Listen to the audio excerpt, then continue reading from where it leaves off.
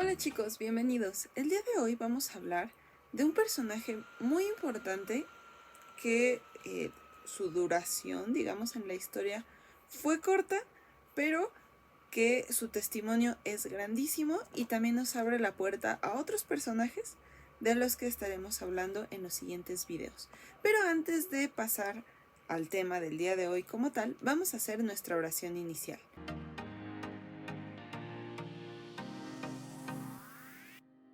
En el nombre del Padre, del Hijo y del Espíritu Santo. Amén. Señor, nos ponemos en tus manos el día de hoy. Queremos conocer más de ti, de la historia de la Iglesia, para así poder amarte y amar a la Iglesia cada día más. Te pedimos que envíes al Espíritu Santo para que nos ilumine, así como veíamos en el video pasado que en Pentecostés enviaste tu Espíritu a los apóstoles y eso marcó como el inicio de su misión después de tu ascensión. También queremos que nos envíes a nosotros el Espíritu Santo, primero para seguir conociéndote y después para también anunciarte a los demás. Te pedimos la intercesión de la Virgen María y terminamos nuestra oración diciendo: Dios te salve María, llena eres de gracia, el Señor es contigo. Bendita eres entre todas las mujeres y bendito el fruto de tu vientre Jesús. Santa María, Madre de Dios, ruega por nosotros pecadores, ahora y en la hora de nuestra muerte. Amén. Espíritu Santo, fuente de luz, ilumínanos en el nombre del Padre, del Hijo y del Espíritu Santo. Amén.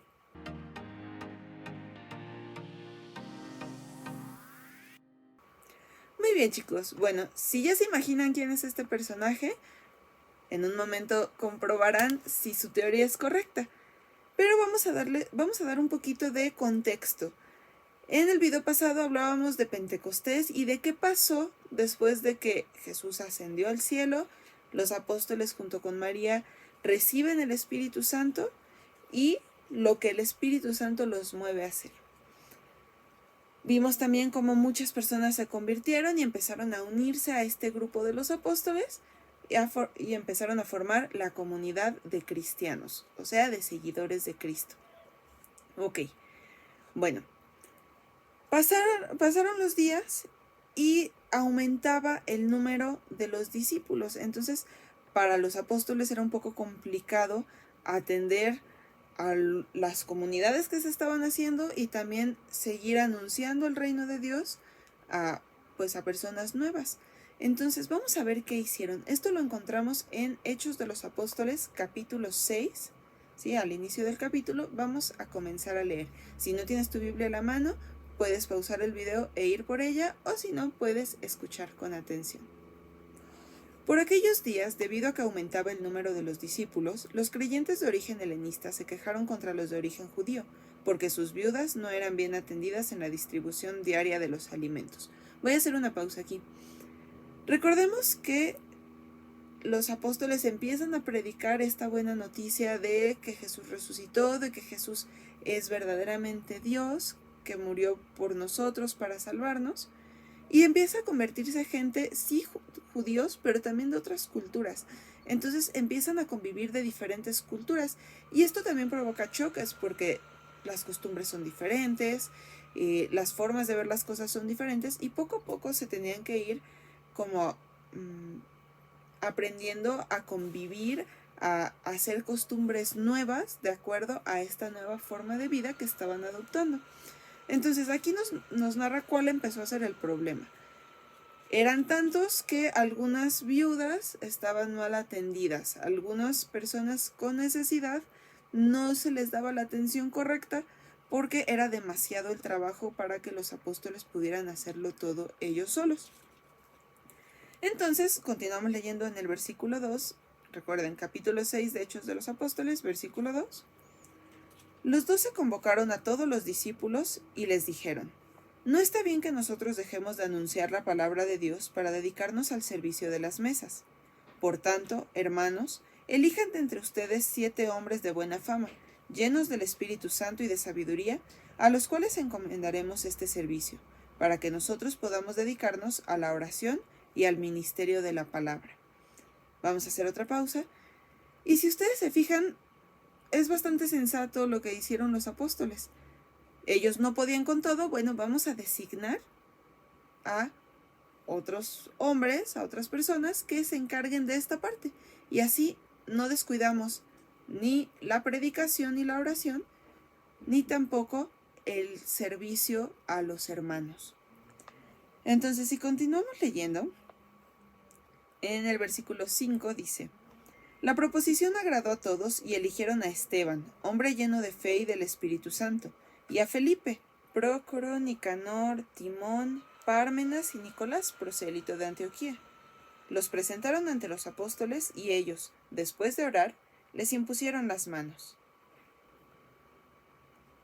La palabra de Dios se extendía, el número de discípulos aumentaba mucho en Jerusalén, e incluso muchos sacerdotes aceptaban la fe.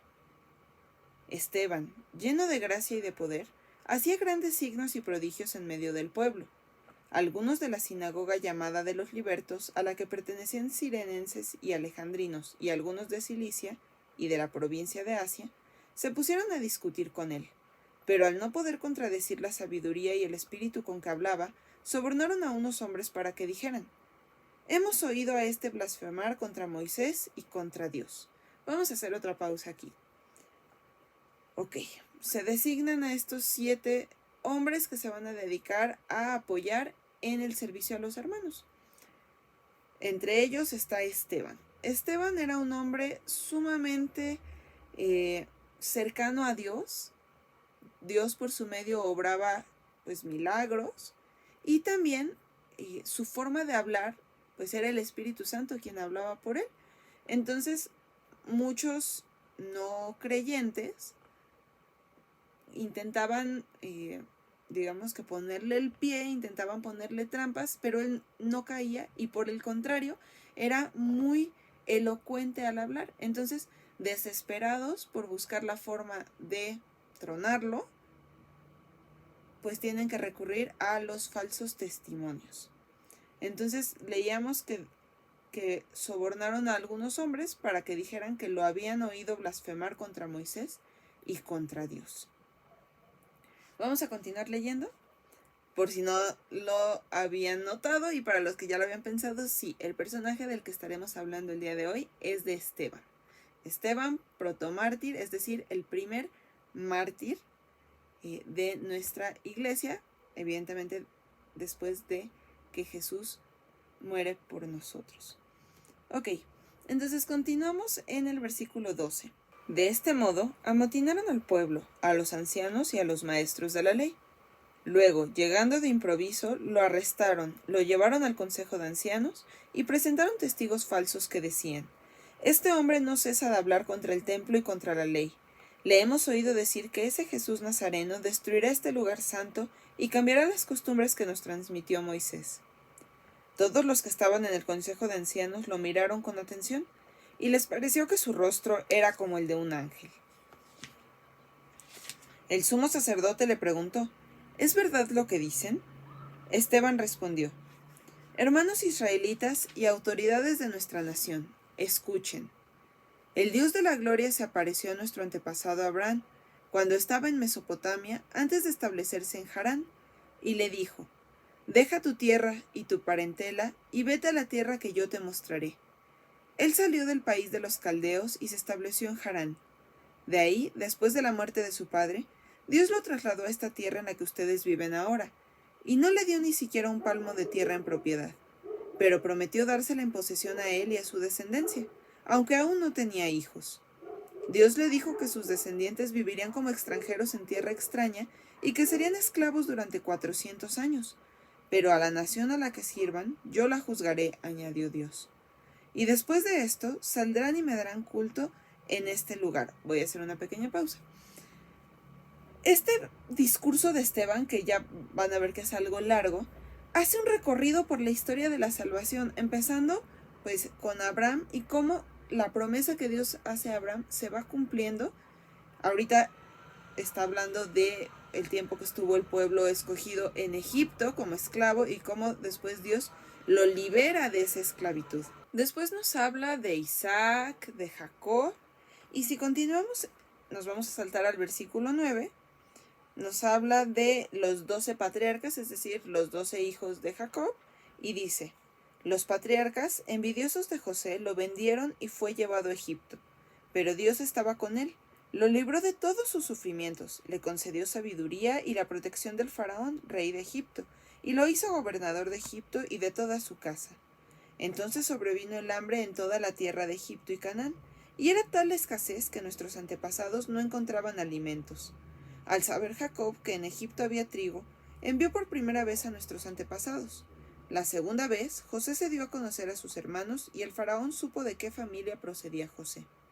Entonces José mandó llamar a su padre Jacob y a toda la parentela, compuesta por 75 personas, y Jacob bajó a Egipto. Cuando murieron, él y nuestros antepasados fueron trasladados a Siquén y enterrados en el sepulcro que Abraham había comprado a los hijos de Hamor en Siquén. A medida que se acercaba el tiempo en que debía cumplirse lo que Dios había jurado a Abraham, el pueblo aumentaba y se multiplicaba en Egipto, hasta que surgió allí otro rey que no había conocido a José. Un rey que engañó a nuestra gente y maltrató a nuestros antepasados, obligándolos a dejar abandonados a sus hijos recién nacidos para que no sobrevivieran. Entonces nació Moisés, que fue grato a Dios.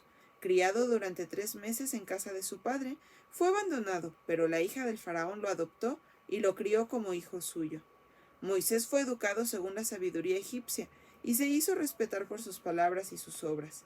Al cumplir los 40 años, se propuso visitar a sus hermanos, los israelitas. Viendo cómo maltrataban a uno de ellos, lo defendió y lo vengó matando al egipcio. Pensaba que sus hermanos comprenderían que Dios los iba a salvar por medio de él, pero ellos no comprendieron. Al día siguiente sorprendió a unos peleando y trató de reconciliarlos. «Ustedes son hermanos», les dijo. «¿Por qué se maltratan?» Pero el que maltrataba al otro le contestó: «¿Quién te ha hecho jefe y juez nuestro? ¿Es que quieres matarme como mataste ayer al egipcio?» Al oír esto, Moisés huyó y se fue a vivir a Madián, donde tuvo 2 hijos. Al cabo de 40 años se le apareció en el desierto del monte Sinaí un ángel entre las llamas de una zarza ardiendo. Moisés se maravilló de esta aparición y al tratar de verla más de cerca oyó la voz del Señor: «Yo soy el Dios de tus antepasados, el Dios de Abraham, de Isaac y de Jacob». Moisés comenzó a temblar y no se atrevía a mirar. El Señor le dijo: «Quítate las sandalias de tus pies, porque el lugar en el que estás es tierra sagrada. He visto la opresión de mi pueblo en Egipto, he oído sus gemidos y he bajado a librarlos. Y ahora ven que te voy a enviar a Egipto». A ese Moisés a quien rechazaron diciendo: «¿Quién te ha hecho jefe y juez?», Dios lo envió como jefe y liberador por medio del ángel que se le apareció en la zarza. Él lo sacó realizando signos y prodigios en Egipto, en el Mar Rojo y en el desierto durante 40 años. Él es quien dijo a los israelitas: «Dios suscitará de entre sus hermanos un profeta como yo». Él es quien en la asamblea del desierto actuó de intermediario entre sus antepasados y el ángel que le hablaba en el monte Sinaí, y quien nos transmitió palabras de vida. Pero nuestros antepasados no quisieron obedecerle, sino que lo rechazaron y, acordándose de Egipto con nostalgia, dijeron a Aarón: «Haznos dioses que nos guíen, porque ese Moisés que nos sacó de Egipto no sabemos qué pasó con él». Si recuerdan, esto fue cuando Moisés subió al monte y recibió de Dios las tablas de la ley, las tablas de los mandamientos, pero que como se tardó, el pueblo se impacientó y le pidió a Aarón que les hiciera pues un dios. Aarón les pidió todo lo que tuvieran de oro, lo fundió y les hizo el becerro de oro. Y pues evidentemente cuando Moisés llegó se enojó muchísimo porque pues estaban haciendo una ofensa muy grave a Dios. Hicieron en aquellos días un becerro, presentaron sacrificios al ídolo y festejaron la obra de sus manos. Entonces Dios se apartó de ellos y los entregó al culto de los astros, como está escrito en el libro de los profetas. Pueblo de Israel, ¿acaso fue a mí a quien ofrecieron víctimas y sacrificios durante 40 años en el desierto? No, sino que llevaban la tienda de Moloc y la estrella del dios Refán, imágenes que hicieron para adorarlas, pues también yo los deportaré más allá de Babilonia. Nuestros antepasados tenían en el desierto la tienda del testimonio. Dios, que hablaba con Moisés, le había ordenado construirla de acuerdo con el modelo que había visto. Después de recibirla, nuestros antepasados la llevaron, bajo la guía de Josué, a la tierra que arrebataron a los paganos, a quienes Dios expulsó en presencia de ellos. Así quedó hasta los días de David. Este agradó a Dios y suplicó el favor de construir un santuario para la descendencia de Jacob. Con todo, fue Salomón quien le edificó una casa. Recordemos que Salomón fue el hijo de David. Con todo, fue Salomón quien le edificó una casa. Pero el Altísimo no habita en casas construidas por el hombre, como dice el profeta. El cielo es mi trono y la tierra el estrado de mis pies. ¿Por qué quieren edificarme una casa o un lugar para que descanse en él? ¿No he hecho yo todas estas cosas? Ustedes, hombres testarudos, tercos y sordos, siempre se han resistido al Espíritu Santo. Eso hicieron sus antepasados y lo mismo hacen ustedes.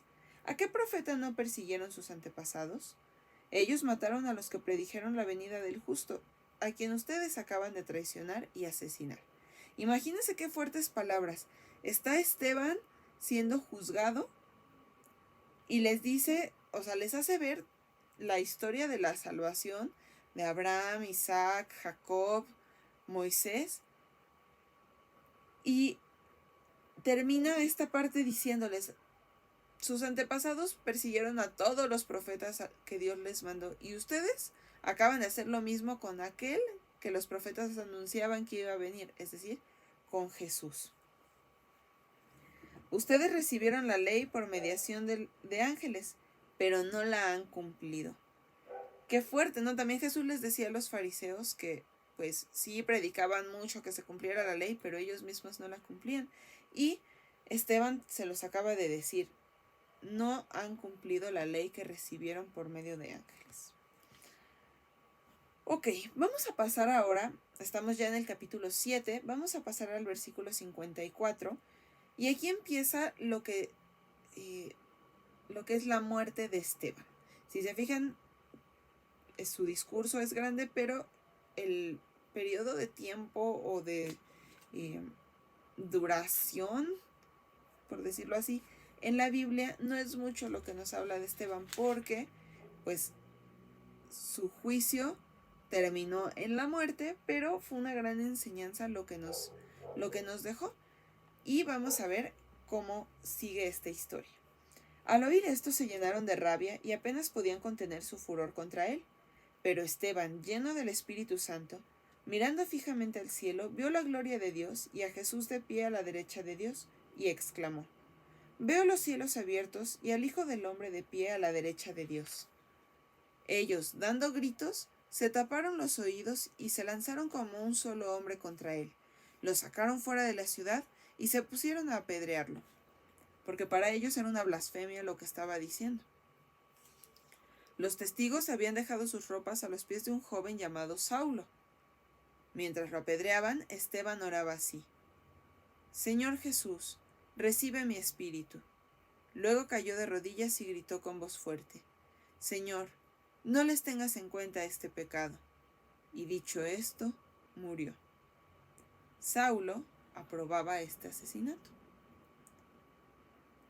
Si se fijan, la muerte de Esteban fue muy rápida, como decíamos hace un momento. Los judíos se enojan por lo que dice, se enojan por una parte por lo que les dijo, por otra parte porque para ellos eso de que estaba viendo a Jesús a la derecha de Dios, para ellos era una blasfemia, porque para ellos Jesús no era el Hijo de Dios. Ellos no creían eso. Entonces lo apedrean, lo matan. ¿Y cuál es la actitud de Esteban? Esteban no los golpeó, no se defendió en el sentido de que no, déjenme en paz, y golpeó a uno y golpeó al otro. No. Esteban lo que hizo fue pedirle fuerza a Dios, pedirle que recibiera su espíritu, y a ejemplo de Jesús, porque recordemos que Jesús cuando estaba en la cruz dijo algo muy parecido a estas últimas palabras de Esteban. Esteban dice: Señor, no les tengas en cuenta este pecado. Jesús, estando en la cruz, le dice: Padre, perdónalos porque no saben lo que hacen. Con esto demuestran cómo ellos los están perdonando también. Jesús perdona a quienes lo mataron. Esteban, a ejemplo de Jesús, perdona también a quienes lo mataron. Y bueno, esta es la historia de Esteban, el primero en dar su vida por Jesús. Y también nos abre la puerta a otro personaje muy, muy, muy importante en esta historia de la iglesia, y es Saulo. Si ya sabes quién es Saulo, bueno, pues en el próximo video vamos a estar hablando un poquito más a detalle sobre él. Si no sabes quién es Saulo, pues en el próximo video podrás enterarte de quién es este Saulo que detuvo las vestiduras, o sea, cargó los mantos, lo que les estorbaba a las otras personas para poder apedrear a Esteban. Y no solo fue una persona que los ayudó deteniendo su ropa, sino que él aprobaba ese asesinato, él estaba de acuerdo con lo que estaban haciendo. Y aunque no lanzó piedras, ayudó a que los otros estuvieran cómodos para poder hacerlo. Muy bien, pues ahora te voy a pedir que reflexiones un momento y pienses qué virtud de Esteban es lo que más te llama la atención de él. ¿Qué es lo que rescatas y que a lo mejor tú podrías aplicar en tu vida de lo que acabamos de leer sobre Esteban? Si no te quedó muy claro, puedes regresar al video o también puedes tomar tu Biblia y volver a leer en Hechos de los Apóstoles desde el capítulo 6, es más, todo el capítulo 6 y todo el capítulo 7. ¿Sale? Puedes anotarlo en una hoja. ¿Qué es lo que más te llamó la atención de Esteban? Muy bien, chicos, pues ha llegado el tiempo de hacer nuestra oración final.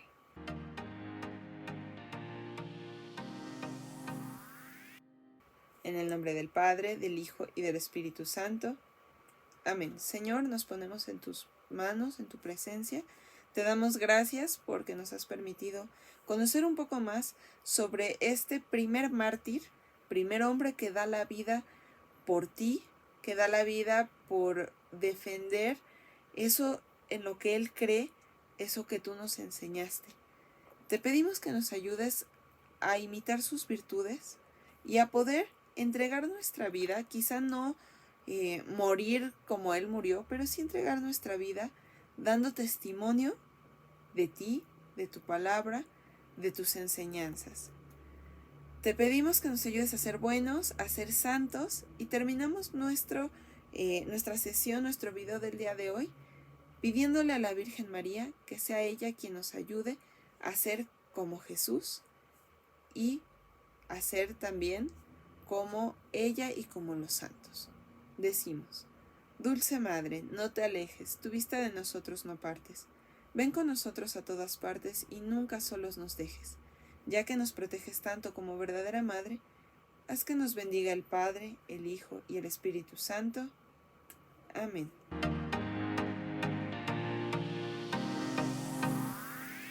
Muy bien, chicos, pues nos vemos el próximo video. Bye bye.